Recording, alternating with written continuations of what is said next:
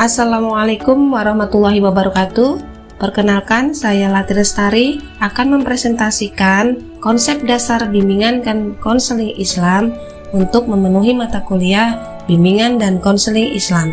Dosen pengampu Muhammad Sulaiman MPD, Institut Agama Islam Abdullah Syahid Batam. Definisi bimbingan dan konseling Islam. Dalam bahasa Arab, kata konseling disebut al-irsyad atau al-itisyarah. Kata bimbingan disebut at-taujih sehingga disebut at-taujih wal irsyad atau at-taujih wal itisyarah. Secara etimologi, kata al-irsyad berarti al-huda yang artinya petunjuk. Sedangkan al-itisyarah berarti talaba min al-masyurah atau an-nasihah yang artinya nasihat atau konsultasi. Menurut ahli Tohari, mengartikan bimbingan dan konseling Islam sebagai suatu proses pemberian bantuan terhadap individu yang terarah, sistematis, dan kontinu dengan berlandaskan Al-Quran dan hadis agar menyadari kembali eksistensinya sebagai makhluk Allah yang seharusnya hidup selaras dengan ketentuan dan petunjuk dari Allah, sehingga dapat mencapai kebahagiaan dunia dan akhirat. Fungsi bimbingan dan konseling terbagi menjadi 7 bagian. Yang pertama yaitu fungsi pemahaman. Di dalam fungsi pemahaman ini sendiri, dalam pengembangan peserta didik, pemahaman itu meliputi yang pertama, pemahaman tentang diri peserta didik.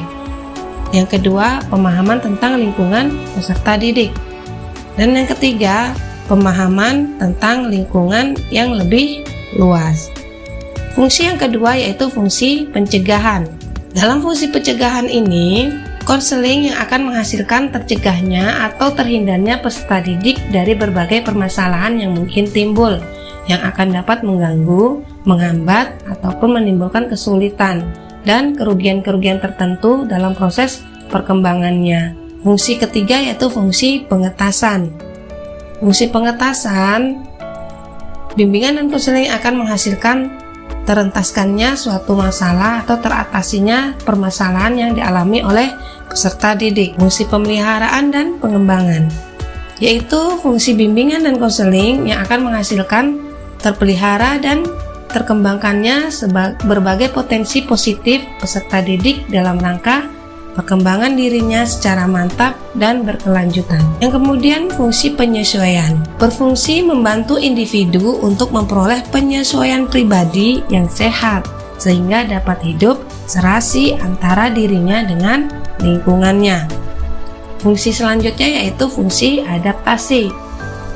Fungsi adaptasi yaitu fungsi penyesuaian program kegiatan terhadap kemampuan dan kondisi individu.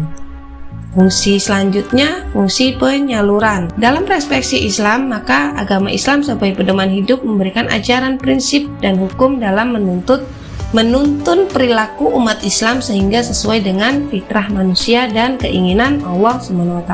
Dengan pentingnya bimbingan bagi manusia seperti dijelaskan Allah dalam Al-Quran surat Asy-Syura ayat 52, yang artinya dengan itu kami memberi petunjuk siapa yang kami kehendaki di antara hamba-hamba kami, dan sesungguhnya engkau benar-benar membimbing kepada jalan yang lurus. Ayat ini menjelaskan bahwa setiap manusia dalam perkembangan jiwanya secara fitrah senantiasa memerlukan petunjuk. Setiap anak yang menjadi subjek pembimbingan dan prinsipnya memang memiliki fitrah dari Allah. Fitrah ini tidak pernah berubah sebagai sifat dasar yang cenderung kepada kebenaran. Berkenaan dengan fitrah yang dibawa lahir setiap anak, dijelaskan Allah dalam Al-Quran surat Ar-Rum ayat 30, yang artinya, maka hadapkanlah wajahmu dengan lurus kepada agama Islam sesuai fitrah Allah, disebabkan Dia telah menciptakan manusia menurut fitrah itu. Tidak ada perubahan pada ciptaan Allah, itulah agama yang lurus, tidak kebanyakan manusia tidak mengetahui. Tujuan bimbingan dan konseling Islam. Tujuan bimbingan dibagi menjadi 2, yaitu tujuan jangka panjang dan tujuan jangka pendek. Tujuan jangka panjang agar fitrah manusia yang dikaruniakan Allah pada individu bisa berkembang dan berfungsi baik, sehingga menjadi pribadi kafah dan secara bertahap mampu mengaktualisasikan apa diimaninya itu dalam kehidupan sehari-hari. Tujuan pendek, terbinanya iman atau fitrah individu hingga membuahkan amal soleh yang dilandasi dengan keyakinan yang benar. Prinsip bimbingan dan konseling Islam. Prinsip bimbingan dan konseling Islam ini dibagi menjadi 3, yaitu ada prinsip iman, prinsip Islam, dan prinsip ihsan. Asas bimbingan dan konseling Islam. Dalam asas ini ada beberapa asas dalam bimbingan dan konseling. Yang pertama, asas kebahagiaan dunia dan akhirat. Yang kedua, asas fitrah.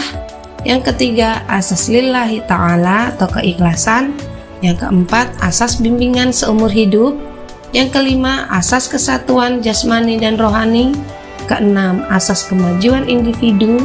Ketujuh, asas kekhalifahan manusia. Kedelapan, asas keselarasan dan keadilan.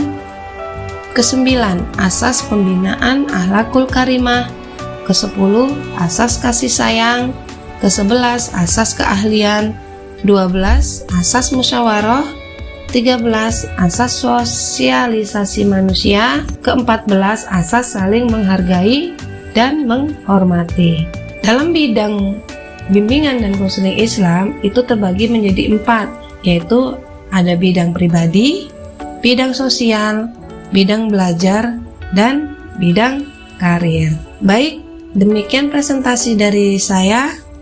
Terima kasih atas perhatiannya. Dalam bimbingan dan konseling Islam, kebahagiaan akan datang ketika Anda mampu membuat orang lain bahagia. Terima kasih. Wassalamualaikum warahmatullahi wabarakatuh.